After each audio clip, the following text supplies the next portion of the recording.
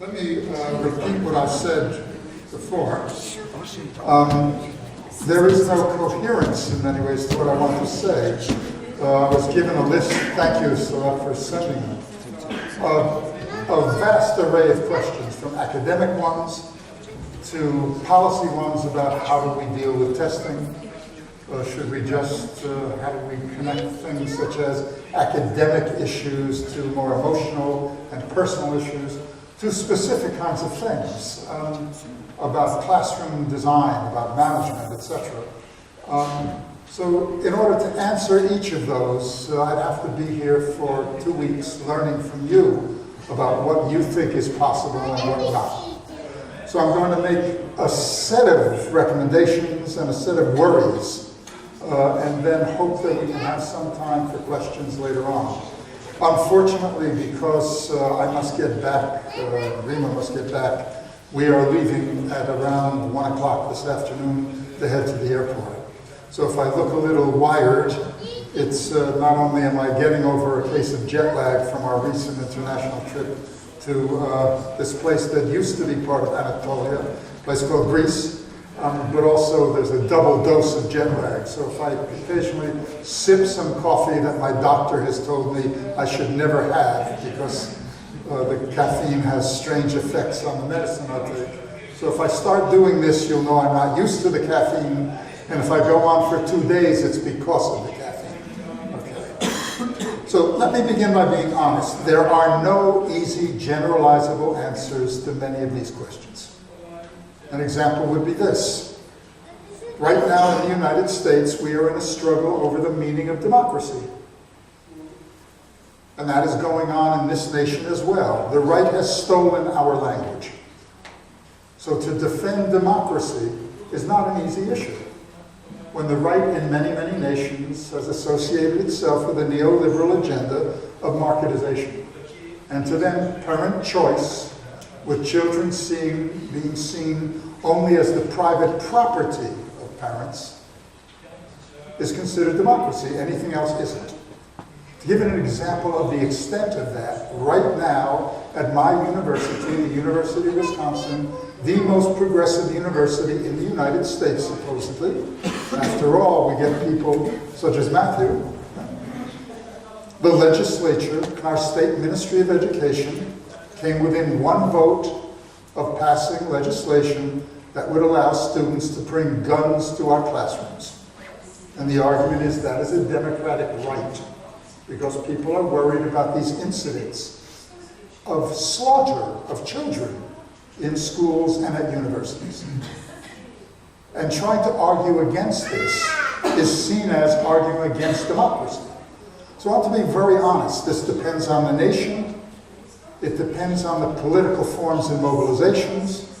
And you know better than I do, and certainly better than Matthew and I do, what has happened in this nation called Turkey, when people have tried to speak the truth, and what the risks are that parents take about their children, and the risks that teachers have taken, many of them losing their jobs at universities and elsewhere. So I want to be very, very honest. Generalized answers to these specific questions require stuff that I don't know, even though I spend a lot of time here. So many of the answers have to be developed collectively, and if we only focus on what is such an interesting school, and that is the Curious Cat, what might work there, the answers for that may not work if we're talking about the public sector. And speaking very honestly, I am less interested as a critical educator in private schools if they don't have an effect on public schools, since the vast majority of children in this country will never set foot in a place called the Curious Cat. That does not mean in any way that I criticize it. It's to say I'm interested in it both as a parent, as an educator, in being taught what is possible. Okay? As an example, the person yesterday who is maybe in the audience now, who raised the issue about class is an interesting one, but also who says that working class children could never deal with the circles. Well, Matthew and I and many other teachers spent our lives teaching in these places of impoverished. And I went to these schools as well as taught them. Anyone who says I am not capable of sharing, of being cooperative and collective, has not a clue about working class life, which requires more collectivity, more sharing, more substance of working together than any other culture in the world. Okay, so this gets complicated in powerful ways, and anything that prevents teachers from thinking that things are possible creates cynicism. And what we do not need now in any nation, and especially this nation in particular, given the politics of what is going on, is more cynicism. I can't do this. How do we know if we don't try? So I want to make that a serious claim. Okay? So I'm influenced, as I mentioned yesterday, by Antonio Gramsci, who reminds us that we can't wait for others to change society. Schools are laboratories that are either reproductive or productive in new social relations. Kids spend a lot of time in them, but that means that teachers also spend a huge amount of time in them. And if we are disrespectful to teachers, we cannot pretend to be democratic in any way, shape, or form. Okay? So sometimes the answers to this are co-teaching. It's one of the reasons I support 2 teachers in every classroom, because that means not as a check, but as having someone there who's a colleague to teach with you, to say, that didn't work, I've got an idea. Okay? So the first thing I want to claim is there are no easy answers. Many of these schools we know in many nations don't last. So part of my job and the latest book, The Struggle for Democracy in Education, is to ask the question, what makes some of these last? And what we know from many nations is that it requires mobilization, but it also requires Matthew paying for a new translation device. I'm sorry. You'll forgive the humor, but this is going on for 10 years, well, 14 years actually. We are close. Thank you for showing solidarity and dropping yours as well. I said yesterday there are 3 norms that should guide our institutions: care, love, and solidarity. So anyway, so you'll forgive the humor, but this is a less formal setting than yesterday. But one thing that we do know is that by themselves, these schools may not last. Even with the electoral victories recently, as an example, and a new Minister of Education who is more supportive than before. That's a major thing. But this requires other kinds of things to go on. It requires taking a stance on testing. So a number of the questions were about that. And I have respect for parents who say, I'm really worried about my kid. And when they ask the question, how does this connect to tests? The worst thing we can do is reject the question. Because this is an unforgiving environment. So as I mentioned yesterday, I failed college twice. And I was given a 3rd chance as a working class political activist. Maybe they were afraid of me or whatever, but it wasn't just me. I was given a 3rd chance. None of my students, and certainly my children, got a 2nd chance if I wasn't very, very active in a mobilization to demand that they got a 2nd chance. And since Rima and I are the parents of a black child, that's even more important. This is an unforgiving environment. So sometimes the answers to these questions are not in the school themselves. They're in larger mobilizations. As an example, in the United States and in Brazil, we are deeply involved in what is called a critical media project. And that says there will be teachers and union leaders and community activists who focus on teacher education, who focus on defending public schools, who focus on defending the rights of teachers and administrators, who focus on defending the rights of children with disabilities. And when a government report comes out and is published in every media thing in the world that says these are unrealistic, they're bad, they're too costly, they don't meet standards.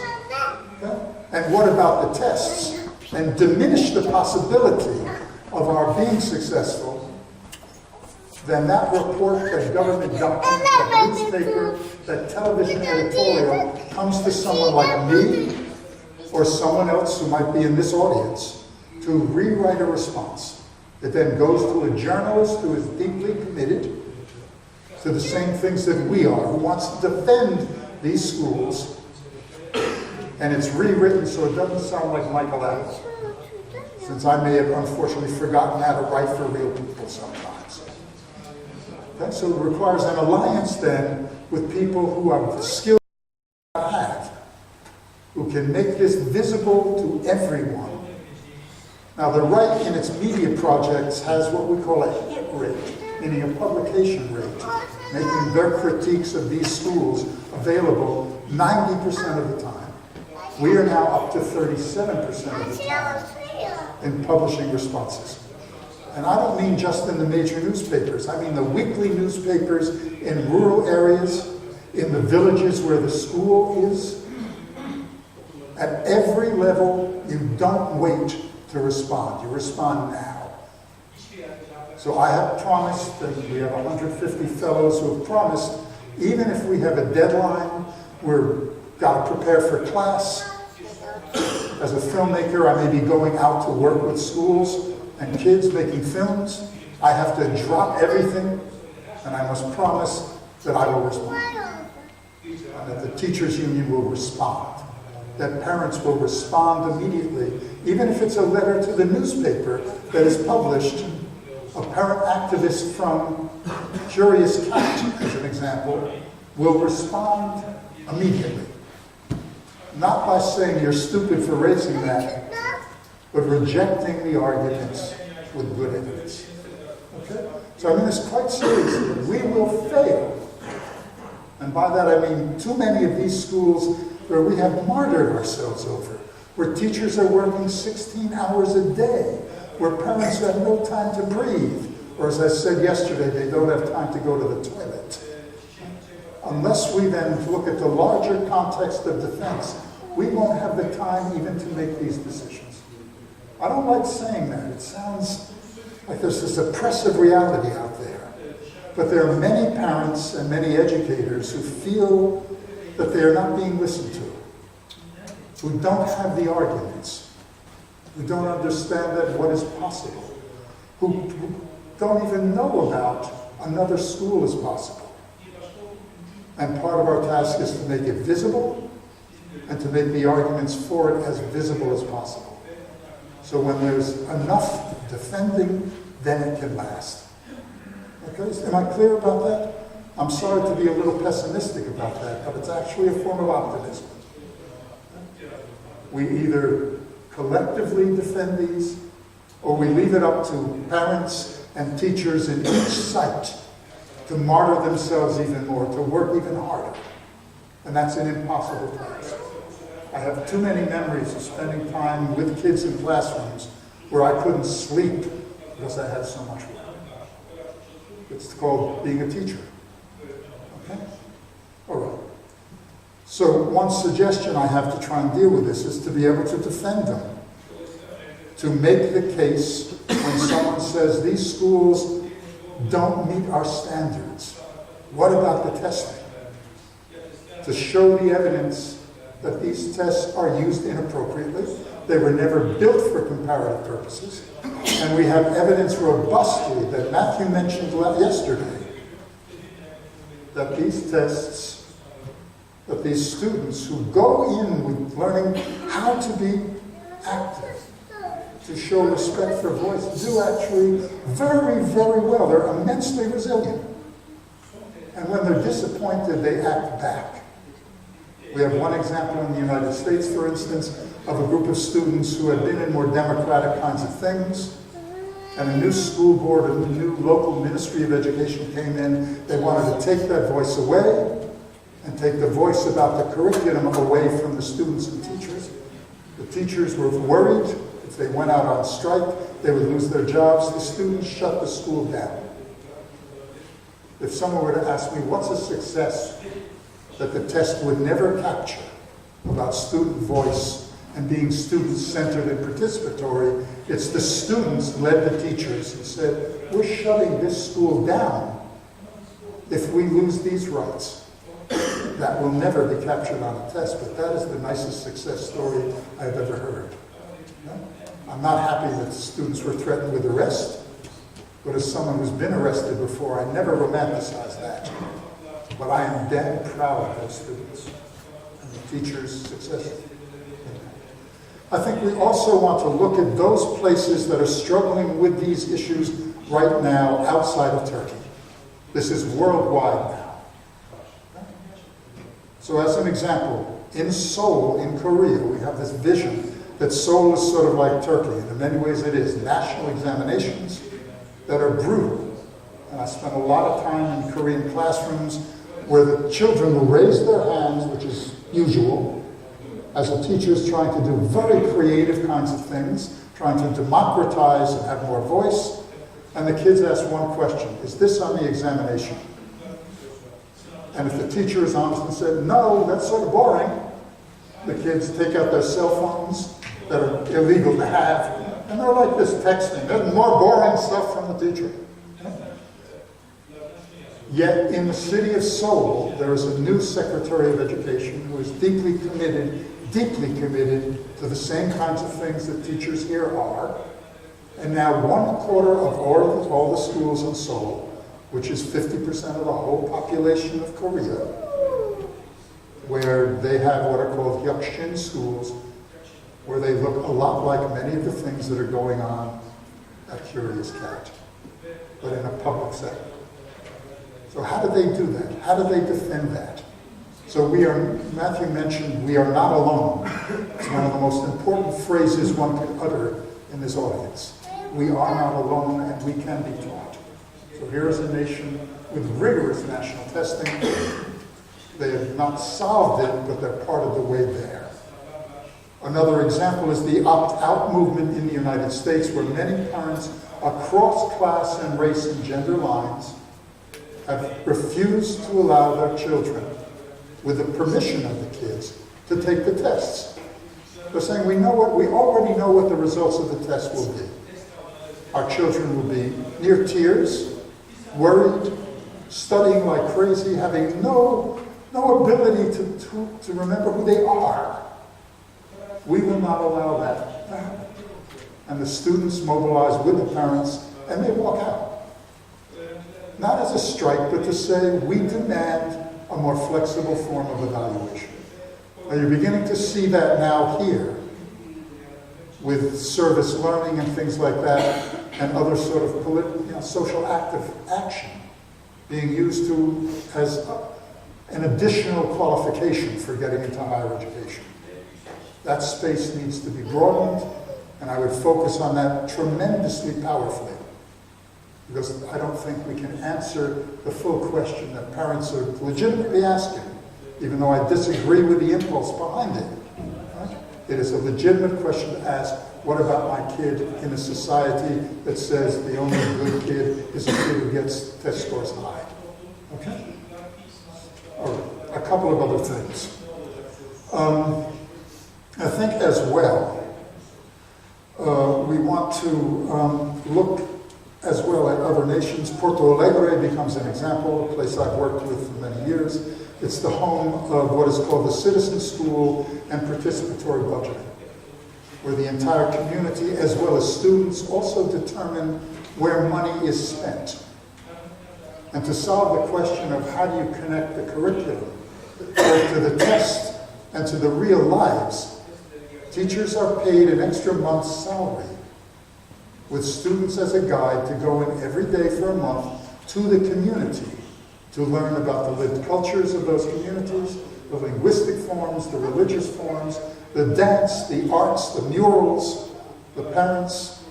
So the government and the parents have joined together to make a real commitment, which says you can't ask teachers to do more if you don't show respect by actually giving them a month's pay that says, if you want to connect these standardized forms, the things that will be measured on a test, if you don't give teachers an opportunity to really understand what the students are bringing in terms of the knowledge already. And the students are then empowered to be the guides of the parents, of the students or the guides of the teachers for a month. That's a remarkable achievement. And by the way, the tests are still there, and before only 34% of the children in Porto Alegre met the standards, it's now up to 77. So the answers may not be what we normally envision. The answers may be in a more creative attempt to give teachers an opportunity to make the connections between the kids' lives and that. Then a final thing I want to mention, and I'll stop. And that is, don't assume that there are no contradictions in what we're doing.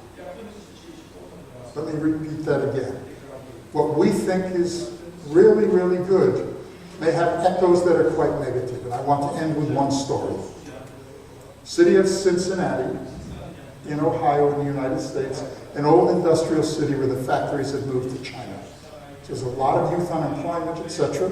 They have state tests, and in that state, teachers are paid by performance on the tests. Something brought to us by Obama, by the way, not by Bush, and not by Mr. T. I refuse to say his name in public. My cardiologist, my heart doctor says, every time I say it, I get arrhythmia in my heart. No. So Mr. T, it was Mr. Obama, our ally, put in place performance pay for teachers, which is the worst idea I have ever heard in my life. Okay? That's right.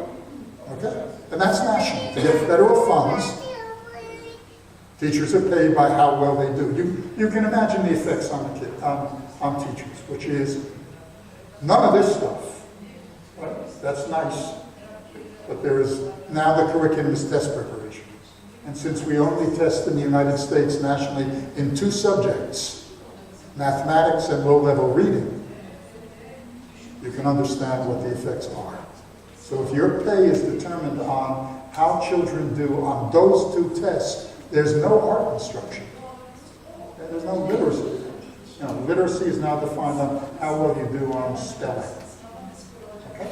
So, this school is in this city where teachers are paid by performance, and they're struggling with this.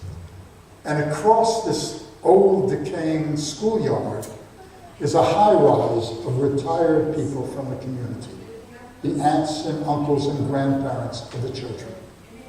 Now, because of neoliberal agendas, the elevators don't work.